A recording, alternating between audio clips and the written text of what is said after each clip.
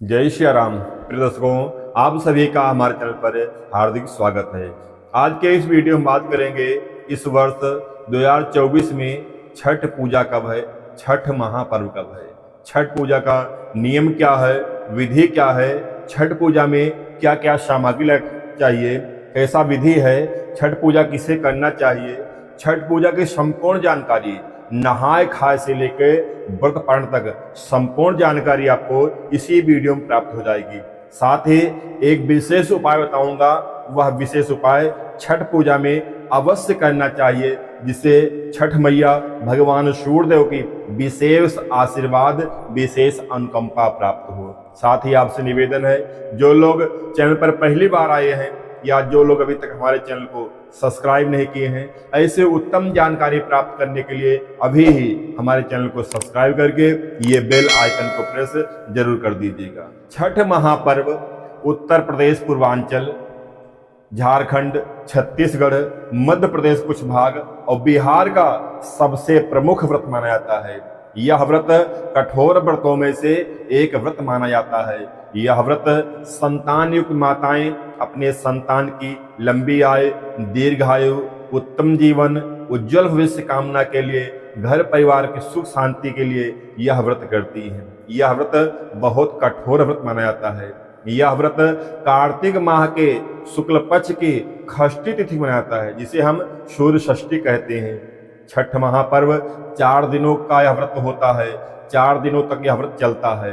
पहले दिन नहाय खाए की परंपरा से प्रारंभ होता है, दूसरे दिन खरना होता है, तीसरे दिन संध्याकालीन अर्घ, चौथे और आखिरी दिन भगवान सूर्य को, उगते हुए सूर्य को अर्घ देकर, अर्घ प्रदान कर व्रत का पारण किया जाता है। छठ महापर्व कार्तिक माह के शुक्ल पक्ष के चतुर्थी तिथि से प्रारंभ होकर सप्तमी तिथि को यह संपन्न किया जाता है।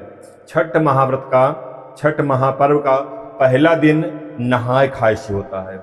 इस दिन चौथ तिथि होती है, या छठ पूजन का पहला दिन होता है। इस दिन घर की साफ सफाई, घर की स्वच्छता की जाती है और उस दिन महिलाएं अपने बाल को धुलकर स्नान करती हैं। और इस दिन भोजन में लहसुन प्याज का त्याग कर दिया जाता है, अर्थात लहसुन प्याज नहीं खाया जाता है। और शाम को लौकी और चने की दाल बनती है और साठी का चावल इस दिन जरूर खाना चाहिए, चाहे थोड़ा ही खाएं, जरूर खाना चाहिए। इस व्रत में सरगी नहीं खाई जाती है, विशेष ध्यान रखें। छठ पूजन का इस वर्ष 2024 में नहाय खाए का परंपरा मंगलवार 5 नवंबर 2024 को संपन्न की जाएगी। खरना छठ व्रत का दूसरा दिन खरना से होता है। इस दिन महिलाएं प्रातः जल्दी उठना चाहिए, स्नान आदि करके, स्वच्छ वस्त्र धारण करके अपने मंदिर में जैसे प्रतिदिन पूजन पाठ करती हैं, ऐसे पूजन अर्चन वंदन करना चाहिए और भगवान सूर्य को अर्घ देना चाहिए। भगवान के सामने खड़े होकर व्रत का संकल्प लेना चाहिए। हे सूर्य देवता, आज से मैं छठ व्रत का संकल्प करती हूँ, हमें अपनी भक्ति, अपनी शक्ति देना, हमारे व्रत की रक्षा करना। ऐसा बोलकर भगवान सूर्य को अर्घ अर्पण करना चाहिए। पूरा दिन निर्जला व्रत रखना चाहिए और शाम के समय जब सूर्य अस्त हो जाए तब गुड़ और साठी चावल की खीर बनाना चाहिए। ध्यान रखें, गुड़ ही होना चाहिए, चीनी नहीं होना चाहिए। गुड़ और साठी चावल की खीर बनाकर सबसे पहले भगवान को, जो अपने घर में मंदिर है, पहले उनको अर्पण करना चाहिए, उनको भोग लगाना चाहिए। ब्राह्मण या कन्या को खिलाकर तब भी यह स्वयं खीर खाना चाहिए। थोड़ी ही खाएं, लेकिन अवश्य खाना चाहिए। आप चाहें तो इस दिन फल भी खा सकते हैं। इस वर्ष 2024 में खरना बुधवार 6 नवंबर 2024 को संपन्न किया जाएगा। संध्याकालीन अर्घ छठ पूजा का तीसरा दिन संध्याकालीन अर्घ होता है। इस दिन तिथि रहेगी षष्ठी तिथि, अर्थात छठ तिथि रहेगी। इस दिन पूरा दिन निर्जला व्रत रहेगा। सुबह स्नान आदि करके भगवान को पूजन अर्चन वंदन कर दें और भगवान माता जी का प्रसाद तैयार करें। ठेकुआ, मालपुआ, पूड़ी और चावल के लड्डू आदि जो भी सामग्री हो बनाकर 6 प्रकार की सब्जी, 6 प्रकार के फल जो सुलभ हो जाए वो व्यवस्थित करके बांस की टोकरी में रख देना चाहिए और कपड़े से ढक देना चाहिए। जब संध्याकालीन हो तो सभी परिवार के सहित घाट पर जाएं, अर्थात वेदी पर जाएं वहां पहुंचकर छठी मैया का पूजन अर्चन वंदन करें। जब सूर्यदेव अस्त होने लगे अर्थात सूर्यदेव जब डूबने लगे तो डूबते हुए सूर्य को पश्चिम मुख कर अर्घ देना चाहिए। अर्घ देने के बाद में सारी सामग्री उठाकर लेकर अपने घर आए और छठी मैया का घर में पूजन अर्चन वंदन करें। छठी मैया का कथा सुने, कोसी भरे। इस वर्ष 2024 में संध्याकालीन अर्घ गुरुवार 7 नवंबर 2024 को होगा। इस दिन सूर्यास्त शाम को 5:29 पर होगा। उषाकालीन अर्घ छठ पूजा का चौथा अर्थात आखिरी दिन उषाकालीन अर्घ से होता है अर्थात उगते हुए सूर्य को। इस दिन जो है रात्रि में ही माताएं बहनें जाग जाती हैं, स्नान आदि करके अपने घर में भगवान का पूजन अर्चन वंदन संपन्न करती हैं। उसके परिवार के सहित सारी सामग्री बांस की डलिया में रखकर घाट पर अर्थात वेदी पर पहुंच जाती हैं। वहां पहुंचकर छठी मैया का पूजन अर्चन वंदन करती हैं और सूप में सारी सामग्री सजाकर आधे जल में जाकर नदी पोखरा में जो है जाके खड़ी हो जाती हैं। भगवान सूर्यदेव की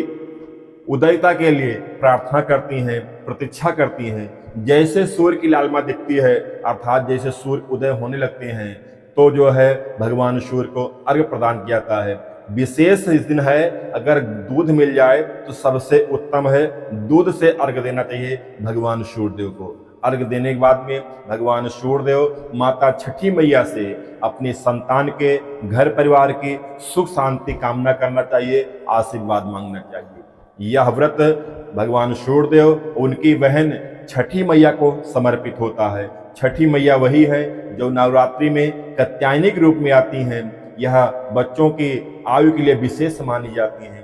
तो यह संतान युक्त यह व्रत है। तो माताएं बहनें अपने संतान के लिए, अपने घर परिवार के लिए छठी मैया से भगवान सूर्यदेव से कामना करना चाहिए, आशीर्वाद मांगना चाहिए।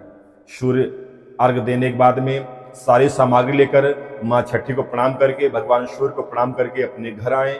सबसे पहले प्रसाद ब्राह्मण या ब्राह्मणी को देना चाहिए। उसके बाद में अपने घर परिवार टोला मोहल्ला में जैसे व्यवस्था हो वैसे प्रसाद बांटना चाहिए और इसी प्रसाद से स्वयं व्रत का पालन करना चाहिए। यह व्रत सबसे पहले माता सीता जी ने मैया छठ का व्रत किया था, तभी से यह प्रचलित चले आ रहे। आज तक भी छठी मैया का पूजन श्रद्धा भक्ति विश्वास के साथ संपन्न किया जाता है। आज भी भगवान सूर्यदेव माता छठी व्रतकर्ता की समस्त मनोकामनाओं को पूर्ण करती हैं। यह सबसे उत्तम व्रत है और यह बहुत ही कठोर व्रत माना जाता है। इस वर्ष 2024 में उषाकालीन अर्घ अर्थात उदय सूर्य को अर्घ शुक्रवार 8 नवंबर 2024 को संपन्न किया जाएगा। इस दिन सूर्य उदय की बात करें तो यह 6:32 पर सूर्य उदय होगा। आप सभी को छठ महापर्व की हार्दिक शुभकामनाएं एवं बहुत बहुत बधाई। वीडियो अच्छी लगे तो वीडियो को लाइक करके कमेंट में जय छठी मैया अवश्य लिखिएगा। यह वीडियो शेयर करके आप भी पुण्य के भागी हो सकते हैं। तो यह वीडियो औरों के पास शेयर करें और कमेंट में जय छठी मैया जरूर लिखें। धन्यवाद। जय छठी मैया।